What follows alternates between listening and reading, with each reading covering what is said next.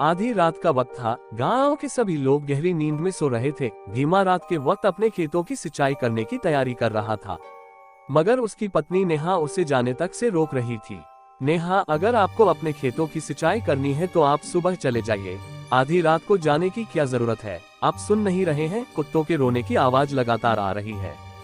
भीमा, खेतों को सिंचाई की जरूरत अभी है और मैं सुबह जाऊं? नेहा, मेरा अभी जाना बहुत जरूरी है, नहीं तो पूरी फसल खराब हो जाएगी और कुत्ते तो रात को अक्सर रोते ही है। नेहा, लोग कहते हैं जब भी रात के समय कुत्ते रटे तो उस जंगल के पुराने खंडर के आसपास कुछ अपशगुन जरूर होता है और लोग रहस्यमयी तरीके से लापता हो जाते हैं, जिनका फिर कुछ पता नहीं चलता। भीमा, तुम भी ना नेहा, हद करती हो, मैं इन बातों को नहीं मानता। नेहा, नहीं जी, आप मेरा कहना मानिए, आप आज मत जाइए, मुझे कुछ सही नहीं लग रहा। भीमा, मुझे मत रोको नेहा, मैं अकेला नहीं जा रहा, अपने दोस्त रमेश को भी साथ ले जा रहा हूँ। इतना कहकर भीमा चला गया। सर्द रात में रमेश और उसका दोस्त भीमा खेतों की सिंचाई करने पहुंच गए। ठंड अपने पूरे सबाब पर थी। उन दोनों ने सर्दी से बचाव के लिए आग जला ली थी। वो दोनों उस मनहूस खंडर से ज्यादा दूरी पर नहीं थे। अचानक उन दोनों के कानों में एक दिल दहलाने वाली चीख सुनाई दी।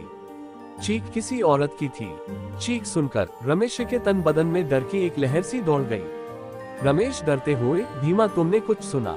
भीमा, जो अपने नाम की तरह लंबा तगड़ा युवक था, और बोला। भीमा, हाँ, मैंने भी वो चीख स्पष्ट सुनी है जो उस खंडर की तरफ से आई है। तभी अचानक फिर से बचाओ बचाओ के साथ चिल्लाने और रोने की आवाजें फिर से सुनाई पड़ी। ये सब सुनकर दोनों चिंतित हो गए। अचानक मन में कुछ निश्चय कर भीमा ने हाथ में लाठी उठा ली और खंडर की ओर चल दिया। रमेश, ये क्या पागलपन कर रहे हो भीमा? हमें यहाँ से चलना चाहिए। मुझे कुछ गड़बड़ लग रही है और मैं तो वैसे भी आज रात आने के लिए मना कर रहा था। सिर्फ तेरी वजह से यहाँ आया हूँ। भीमा, चल हट डरपोक कहीं का। जरा सोच कर देख, अगर कोई अबला सच में वहाँ पर सच में खतरे में हो तो क्या हम उसकी सहायता न करें? उसे यूं ही छोड़ दे क्या, वहाँ मरने के लिए? भीमा के इस सवाल से रमेश चुप हो गया और भीमा भागते हुए थोड़ी ही देर में उस भयानक जंगल में घुस गया।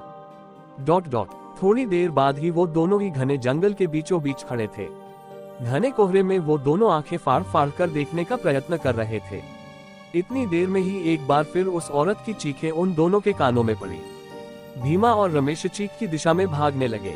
वो दोनों थोड़ी ही दूर पहुंचे थे कि तभी सामने से कोई बड़ी तेजी से भागा आया और सीधा भीमा से आकर टकरा गया और वो धड़ाम से जमीन पर जा गिरा।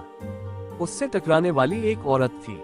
डर के मारे वो भीमा से लिपट सी गई और चीखते हुए कह रही थी, भैरव अलकने रंजन। भैरव मुखिया के नजदीक आकर खड़ा हो गया। मुखिया ने हाथ जोड़कर बाबा को सारी स्थिति बताई। भैरव, रात हो गई है, ये सही समय है, चलो मेरे साथ। और हाँ, इस गांव में जिसके पास जितना पेट्रोल हो वो सब ले लो और सारे गांव वाले इकट्ठा होकर मेरे साथ उस खंडर पर चलो। इतना कहकर सभी गांव वाले बाबा के साथ उस खंडर में आ गए। तांत्रिक भैरव ने अपनी आंखें बंद कर ली। भैरव के आंखें बंद करते ही बहुत तेज हवा चलने लगी। कुछ देर बाद अचानक भैरव ने अपनी आंखें खोलकर कहा, भैरव अलकने रंजन। मुखिया, क्या आपने अपनी दिव्य दृष्टि से कुछ देखा? भैरव, हाँ मुखिया, देखा, मैंने भूतकाल में जाकर सब देखा। तांत्रिक भैरव चीख कर बोला। भैरव, कालो, उसका नाम कालो है। कई वर्षों से यहाँ के नौजवानों को मारकर उनके शरीर के मांस के साथ साथ उनकी हड्डियां तक खा जाती है। तांत्रिक की बात सुनकर सभी गांव वालों की आंखों में दहशत झलकने लगी। भैरव, ये अंग्रेजों के जमाने की बात है, जब ये गांव क्रांतिकारियों के गांव के मशहूर था। उस जमाने में एक औरत यहाँ इस खंडर में थी जिसका नाम कालो था। कालो एक बेहद सुंदर और खतरनाक स्त्री थी जिसके न जाने कितने अंग्रेज अफसरों के साथ नाजायज शारीरिक संबंध थे। कालो काला जादू करने में माहिर थी। शैतान को खुश करने के लिए सदैव जवान और सुंदर दिखने के लिए वो गांव की औरतों और मर्दों को अंग्रेजों द्वारा जबरदस्ती पकड़कर उनकी बलि लिया करती थी और बलि देकर वो उन सब का कच्चा मांस खा जाया करती थी। Ghost stories in Hindi.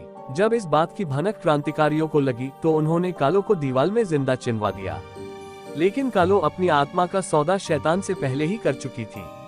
मरने के बाद कालो एक शैतान बन गई, लेकिन अब उसका वक्त खत्म। इतना कहकर भैरव बहुत तेज आवाज में मंत्र पढ़ने लगा। देखते ही देखते अचानक उस खंडर की दीवार फट गई और उसमें से एक भयानक काली चमड़ी वाली औरत बाहर निकल कर आ गई। कालो, कौन है रे तू? लेकिन भैरव ने उसकी बात का कोई जवाब नहीं दिया। वो बेखौफ होकर कालो के नजदीक चला गया और अचानक भैरव ने कालो का हाथ पकड़ लिया।